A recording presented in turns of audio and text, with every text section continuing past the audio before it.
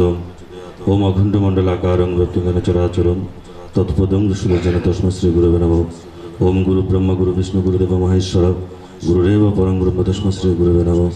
ओम अज्ञानं तिमिरं यस्य ज्ञानं जनशलाकया तस्कुरुन्मिलितं येन तस्मै श्री गुरुवे नमः। আমি সর্বপ্রথম বাবামণির শ্রী চরণে প্রণাম নিবেদন করে, মায়ের শ্রী চরণে প্রণাম নিবেদন করে, এই তপবনের শ্রী চরণে প্রণাম নিবেদন করে দু চারটি কথা আমি বলবো। আপনারা দূর দূরান্ত থেকে এসেছেন, আমাদের সবার একত্রিত হওয়ার কিছু সময় থাকে। সেই সময়টির মধ্যে তোমার এই যে কেন্দ্রীয় তপবন আশ্রমের প্রতিষ্ঠাবার্ষিকী হয়, আবির্ভাব উৎসব হয়, ত্রিদন উৎসব হয়, মায়ের পুজো হয়। সেই সময়টাকে আমাদের কি করতে হবে? কাজে লাগাতে হবে। শুধু আমি আমার ভক্তিকে লাগাবো, ধর্ম করব, সব কিছু ঠিক আছে, কিন্তু কিছু গুরু দায়িত্ব কর্তব্য আমার রয়েছে। যেই বিষয়গুলি নিয়ে আমরা আলোচনা করলে বাবামণির যে উদ্দেশ্যগুলি রয়েছে সেই উদ্দেশ্যগুলিকে আমরা বাস্তবায়ন করতে পারবো, সে বিশ্বাস রাখি আমি। বাবামণির দেহত্যাগ করার থেকে যে 2002 সেপ্টেম্বর 27 বাবামণি যখন আমাকে নিয়ে গেলেন ঢাকায়, তখন আমি এই যে মুন্সিগঞ্জ আমরা অনেক দিন ছিলাম, সেখান থেকে আমরা ঢাকায় এলাম। ঢাকার মিরপুর 2-এ এক বাসায় গেলাম। সেখানে আমার সাথে ছিল সুব্রত আর বাবামণি, আমি আর ছিল শেখরেশ দত্ত, আরেকজন এখনো বাংলাদেশে আছে, সেটা হচ্ছে আশিস দাশগুপ্ত, যেটা বাংলাদেশ ব্যাংকের মধ্যে একটা ভালো র্যাঙ্কের মধ্যে আছে বাবামণির আশীর্বাদে। তো যোগ আগামীকাল আপনারা পাবেন গীতা হোমযজ্ঞ, সেখানে 18 অধ্যায় গীতা পাঠ হবে। যারা সংযম থাকার উপবাস থাকে, অনেকেই ব্রত করে যে আমি 18 অধ্যায় গীতা পাঠ করে আমি তখন এই প্রসাদটা নেব, কিংবা আমি 18টা অধ্যায় গীতা পাঠের মধ্যে অংশগ্রহণ করব শুদ্ধভাবে, শুদ্ধ বস্ত্র পরিধান করে। আমি ছেলে হই আর মেয়ে হই। তো সেই 18 অধ্যায়ের মধ্যে দেখবেন আপনি একটা আছে কর্মযোগ। কর্মযোগ হচ্ছে উত্তম। কি যোগী হওয়ার জন্য? জ্ঞানযোগী হওয়ার জন্য, জ্ঞানযোগ্যে পাওয়ার জন্য কর্মযোগ হলো উত্তম। কর্ম না করে তুমি জ্ঞানী হতে পারবে না। দেখি তুমি কোনো কর্ম করা ছাড়া সেই কর্মের জ্ঞানী হতে পারো কিনা? পারবে না কখনো। সূত্রের বাইরে তো জীবন চলবে না। মানব জীবনটা যে বড়ই দুর্লভ, সেটাকে পরিচালনা করার কিছু কৌশল রয়েছে। সেই কৌশলগুলি আমরা অধ্যয়ন করি না। আমাদের হইতে হবে কর্মযোগী। অনেকে জানেন না কোন সময় কার দ্বারা কি সম্ভব, কার দ্বারা কি অসম্ভব। তো চলাকালীন আমি মুন্সিগঞ্জে অনেক দিন ছিলাম, কিন্তু বিগত দিন থেকে আমি দেখতে পাচ্ছি মুন্সিগঞ্জ যে জেলাটা, সেখান থেকে যেই শাখা প্রতিষ্ঠানটি আমাদের রয়েছে, তারা কিছু বিতর্কমূলক আচরণ এবং বিচরণ করতে শুরু করেছে আমাদের সাথে। আমি যে আপনার গুরুপুত্র, উনি যে আপনার গুরু মাতা, সেটিকে আপনি অস্বীকার করতে পারবেন? বিষয়টা যদি সত্যি হয় তাহলে অস্বীকার করার কোনো সুযোগ আছে? সেটা কি সত্য নাকি মিথ্যা? আমি যদি একা সেটাকে সমাধান করতে না পারি, তাহলে আমার থেকে কি করতে হবে? দুজনের সহযোগিতা নিতে হবে। দুজনে যদি না হয় 4 জনের সহযোগিতা আমি নেব। সেই সহযোগিতার মধ্যে আমি উভয় পক্ষের কর্মীকে রেখে সেটা বিবেচনা করে দেখব বিষয়টা সত্য নাকি মিথ্যা। তর্ক বিতর্কে ধর্ম হয় না, ধর্ম হয় কর্মগুণে। তাহলে এখানে সুরেশ্বরানন্দপুরী গুরু মহারাজ কোন যোগটাকে তোমার নির্দেশনা দিয়েছে? এটা হচ্ছে কর্মযোগ। বাবার সাথে এখানে এলাম, বাবা মনে দেহত্যাগ করার আগে থেকে আমি এই আশ্রম পরিচালনা করছি। কিভাবে? আমার অজ্ঞাতবাস ছিল।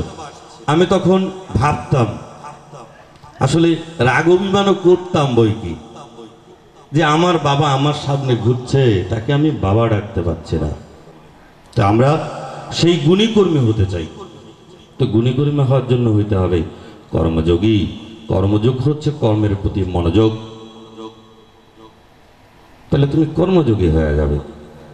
কর্মযোগী যখন হবে, এই কর্মের গুণের দ্বারা তুমি জ্ঞান যোগীটাও খুলে যাবে, তোমার জ্ঞান বাইরে আসবে। বীজ থেকে যেমন অঙ্কুর উৎপন্ন হয়, কর্মকে তুমি বিশুদ্ধভাবে তোমার অর্পণ করো, সেই কর্মের দ্বারা তুমি ওই বৃক্ষতে তোমার সেই রূপটা তুমি দেখতে পাবে। তা আমাদের মন তো চঞ্চল, চঞ্চল গতি নিয়ে সর্বক্ষণ থাকতে পছন্দ করে, সে শান্ত হতে চায় না। তো সেই বিচলিত মনকে শান্ত করার কিছু উপায়, সেটা হচ্ছে তোমার সবচেয়ে তোমার যেটা একদম হায়ার ক্লাসে যেটা, সেটা হচ্ছে তোমার আশ্রম। যেমন বাল্মীকি মুনি আশ্রম করেছিলেন, বিবেকানন্দ করেছেন, রামকৃষ্ণ পরমহংসদেব করেছেন, আরো অনেকেই করেছেন। এখানে কি করে আশ্রম করেছে? কিসের জন্য? যেই মনকে তুমি কি করার জন্য? মলিন করার জন্য। তোমার মনের মধ্যে যে কালিমা রয়েছে সেটাকে তোমার লেপন দেওয়ার জন্য, সেটাকে পরিষ্কার করার জন্য, পরিশুদ্ধিত করার জন্য। এখানে শুধু হিন্দুরা আসে তা না, প্রত্যেকটা ধর্মের লোক এখানে আসে। সবার সাথে আমাদের সাথে সম্পর্ক, কারণ আমার বাবার যেটা সম্পর্ক সৃষ্টি করেছে সেটাকে আমি নষ্ট করতে পারবো না। তো আমরা চাই এই তপবনের মধ্যে এমন কিছু পরিবেশ থাকুক, যেই পরিবেশে এসে এই তপবনকে মানুষের ভালো লাগবে। বাবা-মনের যে উদ্দেশ্যগুলি রয়েছে, আজকে দেখুন, আপনি শঙ্কর নদীর দিকে তাকাবেন একবার, অনেকবার তো এসছেন, তাকিয়েছেন ভালো করে? সেটা এক স্রোতীয় নদী, দুটি স্রোত নেই সেখানে। সে কি করে? সে উপর দিকে শুধু নিচের দিকে ধাবিত হতে থাকে। কিসের জল? শঙ্কর নদীর জল, নাকি না? তার মানে তপবন থেকে যেটা তুমি হারিয়ে ফেলবে যখন, সেটা আবার পুনরায় পেতে তোমার অনেক কষ্ট রয়েছে। সবাই ক্ষমা করলেও সেই ভুলকারীকে, সেই নিষ্কৃতকারীকে তপবন কখনোই ক্ষমা করতে পারবে না, সম্ভব নয় এটা। কেন? এই তপবনের যে মহৎ উদ্দেশ্য, মহৎ চিন্তা ভাবনা, তুমি এটার চলমান গতিকে যদি তুমি থামিয়ে দাও, সেই মহৎ উদ্দেশ্যটা কি হয়ে যাবে? নষ্ট হয়ে যাবে। গুরুর প্রতি বিশ্বাস রাখেন, কার জীবন কিভাবে উনি সুন্দর করে দেবেন আপনি কল্পনাও করতে পারবেন না। তো যে সমালোচনা প্রিয় হবে, সে সমালোচনা করতেই পছন্দ করবে। তো আপনাদের থেকে যদি সমালোচনায় অংশগ্রহণ করতে মন চায়, তাহলে প্রেম ভালোবাসা আদান প্রদান করলে আপনাদেরটা আপনারা বুঝবেন। তপবন সেটার লাইবিলিটি নিতে পারবে না। আমরা চাই তপবন সুন্দর হোক। বাবা-মনের যেই পরিকল্পনাগুলি রয়েছে, আমাদের কাজ সে অসমাপ্ত কাজগুলির যে পরিকল্পনাগুলি রয়েছে সেগুলিকে বাস্তবায়ন করা। তো যার কাছে যেই জিনিস আছে, যেই প্রতিভা আছে, সেটা বের করে আনেন না, বসেন, বসে কথাবার্তা বলেন কিভাবে সুন্দর করা যায় তপবনকে। চেষ্টা করেছে সবাইকে নিয়ে আনন্দিত এবং তোমার ভ্রাতৃত্ব স্বরূপ সেই সম্পর্ক রেখে সময়টাকে কাটানো। তো শাস্ত্রের শেষে যাইয়া শেষ পর্যন্ত যে জ্ঞানী জ্ঞান তোমার অর্পণ করেছে, শেষ পর্যন্ত সে গুরুর চরণে নিবেদন করে সরে এসেছে। তাহলে গুরুই আমার মুখ্য বস্তু। তাই বলতে না বাবা, আমার গুরুর জ্ঞানের দরকার। বাবা কি বলতেছে সেগুলির রিয়ালাইজেশন করার চেষ্টা করছে। কি বলতো, কখন, কোন সময়, কিভাবে, সেই বিষয়গুলি আমি মনের মধ্যে তোমার সব সময় আনা নেওয়া করতাম। যেদিকে তাকায় সেদিকে তার কথাগুলি মনে পড়তে শুরু করলো। আবার রাস্তা খুলে গেল আমার জীবনের। কর্ম করলাম 16 বৎসর, 17 বৎসরে পা দিলাম কিভাবে আশ্রম বানাতে হয়, কিভাবে মন্দির বানাতে হয়। তো সেজন্য এই বিষয়গুলি যেহেতু সাংগঠনিকভাবে তোমার বিভিন্ন জায়গায় ছড়িয়ে ছিটিয়ে গেছে, সেজন্য সেগুলিকে সাংগঠনিকভাবেই সমাধান করাটা হচ্ছে উত্তম। আমাদের এই তপবন আশ্রমের দ্বারা যেখানে যেখানে পরিচালিত হয়েছে, যতগুলি ডকুমেন্টস আমরা করেছি, সব ডকুমেন্টস কিন্তু বাবার নামে রেজিস্টার করা। কিন্তু প্রতিষ্ঠাতা সুরেশ্বরানন্দ পরিগুরু মহারাজ। তো গুরুর নির্দেশনা মোতাবেক পরিচালিত করার জন্য প্রত্যেকটা প্রতিষ্ঠানের ডকুমেন্টগুলি আমরা প্রতিষ্ঠাতা সুরেশ্বরানন্দ পরিগুরু মহারাজের নামে হ্যান্ড ওভার করব। আমাদের লক্ষ্য থাকবে এই ধরনের। তো যারা দায়িত্বের মধ্যে থাকবে তারা সেগুলিরে তোমার পরিচালনা করবে তাদের সেই নিয়মে যেভাবে করা উচিত। তো এগুলির বিরুদ্ধে যা যা ব্যবস্থা গ্রহণ করার প্রয়োজন আপনাদের কমিটি যেই যেই অঞ্চলে যারা যারা আছেন আপনাদের স্ব দায়িত্বে সেই বিষয়গুলিকে সমাধান করে নেবেন। যারা আছে না অনেকেই যে আমি গুরুধামে এসেছি, গুরুদেবের সমাধি মন্দিরের কাজ হবে, সেখানে একটু শ্রম দিলেও সেটা পুণ্যের ভাগিদার হব, যে যেভাবে পারি। এই যে আনন্দ সেটা তুমি টাকা পয়সা দিয়ে পাবে না, এটা তোমার পেতে হলে মনের ভাবের আদার প্রদান হইতে হবে। এই যে আমি এখানে বসছি, আমার থেকে তো খুব ভালো লাগতেছে। কেন বলেন তো? আমরা এখানে আশ্রমবাসী থাকি, আমরা আসছেন, আপনাদেরকে দেখে খুব ভালো লাগছে। কেন? আশ্রমের যেদিকে তাকাচ্ছে সেদিকে শুধু বক্তবৃন্দ, সব চেনা মানুষ, ভালোবাসার মানুষ, যাদের সাথে সম্পর্ক, যাদের সাথে পরিচয়, যাদের সাথে আন্তরিকতা, রাগ, অভিমান সবকিছু রয়েছে। তো ভালো লাগার কারণটা হলো তপবন। এই তপবনে এসে এই যে বিভ্রান্তিকর বিভিন্ন জায়গায় যে পরিবেশগুলি সৃষ্টি হচ্ছে সেগুলিতে আপনারা বিভ্রান্ত না হয়ে আপনারা যে যেখানে আছেন সেখানে থেকে সেই আঞ্চলিক শাখা প্রতিষ্ঠানগুলিকে সউদ্যমে পরিচালিত করেন এবং সেখানে আশেপাশে যে সমস্যাগুলি রয়েছে এই ধরনের খুঁটিনাটি সেই বিষয়গুলিকে আপনারা মিটিংয়ের মাধ্যমে সেটা আলোচনা করে আপনাদের এজেন্ডার মধ্যে এনে যদি কেন্দ্রীয় আশ্রমের আশ্রম অধ্যক্ষ প্লাস তার কেন্দ্রীয় আশ্রমের কেন্দ্রীয় পরিষদ এবং প্রকাশনা পরিষদ, যেই পরিষদ কি প্রয়োজন হয় উপদেষ্টা পরিষদ হতে ধরে আপনারা চিঠি ইস্যু করবেন। আমাদের কেন্দ্রীয় তপবন আশ্রম সবসময় আপনাদের পাশে থাকবে। আমরা চাই এই তপবন সুসংগঠিত হোক, একত্রিত হোক, প্রতিটা ক্ষেত্রে সে কি থাকুক, শক্ত থাকুক। কিছুদিন পূর্বে খাগড়াছড়ি জেলাতে আমাদের একটা আশ্রম হয়েছে, সেটার একযোগ পূর্তি হয়েছিল। সেই খাগড়াছড়িতে যখন আমি গিয়েছি, এই যে আমার গুরুর নামে যে একটু উপাসনা করব, আমি যে গেলাম, বক্তব্যে শুধু 3 বেলা খাইলে হবে? গুরুর নাম তো কিছু করতে লাগবে নাকি, নাহলে তো ফাঁকি যুগে হবে। এখন গুরুর নাম করব কি করে খুঁজতে খুঁজতে দেখি যে হারমোনিয়াম তো নাই, মৃদঙ্গ তো নাই, এই দিনগুলো যাবে কি করে? এখন ছেলেপুলে আছে, তারা আবার আমার সাথে যোগাযোগ, কথাবার্তা, আন্তরিকতা চলছে। এখন কথাবার্তা প্রসঙ্গে আমি তাকায় দেখলাম কে হারমোনিয়াম বাজাইতে পারে, কে মৃদঙ্গ পারে, কে করতাল পারে, কে ধ্বনি দিতে পারে, কে উলু দিতে পারে, কে শঙ্খ বাজাইতে পারে, কে ঘন্টা বাজাইতে পারে, কে আবার সুন্দর পুজো দিতে পারে।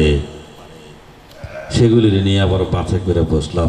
বাবা, এক রাত একটু সময় দিলাম, এরপর থেকে উপাসনা নিলাম, উপাসনা শুরু হয়ে গেল। সেই জায়গায় 7.5 প্লটের উপর একটা আশ্রম, তাও আবার তোমার পৌরসভা এলাকার মধ্যে। খাওয়ার ঘুম যে ত্যাগ করতে পারবে না, সে সাধন ভোজন করতে পারবে না। আসলে ঠিক এই দুইটা জিনিসের কাছে মানুষ দুর্বল হয়ে যায়। তো আমাদের কর্মযোগী, কর্মের প্রতি মনোযোগী হইতে হবে।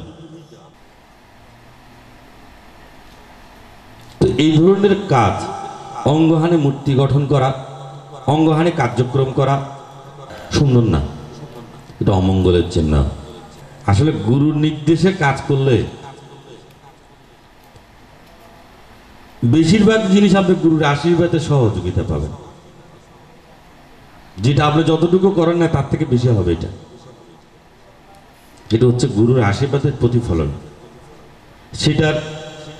এটা দেখলে মানুষের মধ্যে কি চলে আসে? অহংকার চলে আসে, আমিত্ব চলে আসে, আমিত্ব নেতৃত্ব। কিন্তু সে শক্তি তো তার না, তার চালিকা শক্তি তো গুরু। তো সেই আমিত্ব নেতৃত্ব দিয়ে, কর্তৃত্ব দিয়ে প্রকৃত পথ মেলে না, হতে হবে নিবেদিত। বামনের দেখবেন কমিটির নির্দেশনা, একটা সাইনবোর্ড আমি পেয়েছি, গুণাকর ছিল, তার হাতের লেখা খুব সুন্দর ছিল। ওইখানে ওই গুণাকরের দিয়ে বাবা এই মানে কথাগুলি লিখেছেন। তখন তুলি দিয়ে তখন বাবার নির্দেশনাগুলি লিখে দিল। মুখোশবিদ্যা অবলম্বন করিয়া কর্মের ব্রত গ্রহণ করিলে অদূর ভবিষ্যতে বৈষম্যবাদের জন্মের সম্ভাবনা থাকে। পরে দেখবেন আবার বলতে দেখেন, কর্তব্য যথাযথ প্রতিপালিত না করে অধিকার করাই ভুল। যথোপযুক্ত নিষ্কাম কর্মীকে ভূষিত করিতে তপবন সচেতন থাকেন। উৎসবের ঘন্টার পর ঘন্টা গুরুদামে দাঁড়িয়ে গুরুর পরিবারকে তিরস্কার করা, গুরু মাতাকে তিরস্কার করা, গুরুপুত্রকে তিরস্কার করা কি করে সম্ভব হলো? তো সবাই কি তাদের চিন্তা চেতনার মধ্যে কি একমত? না, হতে পারে না। তো যারা একমত নয় তার মনের মধ্যে একটা প্রতিক্রিয়া সৃষ্টি হয়ে আছে। এই প্রতিক্রিয়া থেকে এই জায়গায় অশান্তির সৃষ্টি হয়ে আছে। তো ঝামেলাটা কারা বাঁধালো? তারাই এই জায়গায় ধর্মসভা করে গুরু পরিবারকে তিরস্কার করে অপমান করে তারা এই প্রতিক্রিয়াটা সৃষ্টি করেছিল। সেজন্য আমার একটা কথা, গুরু মাতা যদি গুরু মাতাই হয় তাহলে গুরুদেবকে যেভাবে আমরা নমস্য করেছি গুরু মাতাকেও আমাদের নমস্য করা উচিত। তো যাই হোক, সবার মধ্যে আন্তরিকতা ভালোবাসা রাখো তোমরা। আর যেই বিষয়গুলি তোমাদের সংশয় মনে হবে সেটা আমার সাথে সহজভাবে আলোচনা করে সেটাকে সমাধান করে নেবে। মনের মধ্যে কষ্ট রাখার, দুর্বল মনে করার কোনো কিছু নেই, কারণ আমরা সত্যের পূজারী, আমরা সত্যকে নিয়েই থাকবো। এই তপবনে, তপবন সত্য, তপবনে সুরেশ্বর সত্য, গুরুমাতা সত্য, মহারাজ সত্য, এতগুলি সত্য যেখানে আছে সেখানে আবার মিথ্যা ধ্বংস করবে কি করে? আজকে এই পর্যন্তই। ওম যদাক্ষরং পরিপৃষ্টং মাত্রাহীন যদাৎ ভবেৎ পূর্ণাং ভবতু তৎসর্বং তৎপ্রসাদাৎ সুরেশ্বর। ওম যদাক্ষরং পরিপৃষ্টং মাত্রাহীন যদাৎ ভবেৎ পূর্ণাং ভবতু তৎসর্বং তৎপ্রসাদাৎ সুরেশ্বরী। ওম হরি ওম তৎসদম হরি ওম তৎসদম হরি ওম তৎসৎ। ওম নমো ভগবতে সুরেশ্বরায়, ওম নমো ভগবতে সুরেশ্বরায়, ওম নমো ভগবতে সুরেশ্বরায়। ওম শান্তি, ওম শান্তি, ওম শান্তি। ওম সর্বজীবের শান্তি, পূর্বভাগের শান্তি, আত্মার শান্তি, চরাচরের শান্তি, চায়ের শান্তি, দাও শান্তি। ओम जय जय जगत गुरु श्री परमहंस महायोगी सुरेश्वर आनंद पुरी गुरु महाराज प्रेमानंदे हरि हरि ओम हरि ओम। ओम जय जय जगत गुरु श्री परमहंस महायोगी सुरेश्वर आनंद पुरी गुरु महाराज प्रेमानंदे हरि हरि ओम हरि ओम। ओम जय जय जगत गुरु श्री परमहंस महायोगी सुरेश्वर आनंद पुरी गुरु महाराज प्रेमानंदे हरि हरि ओम हरि ओम।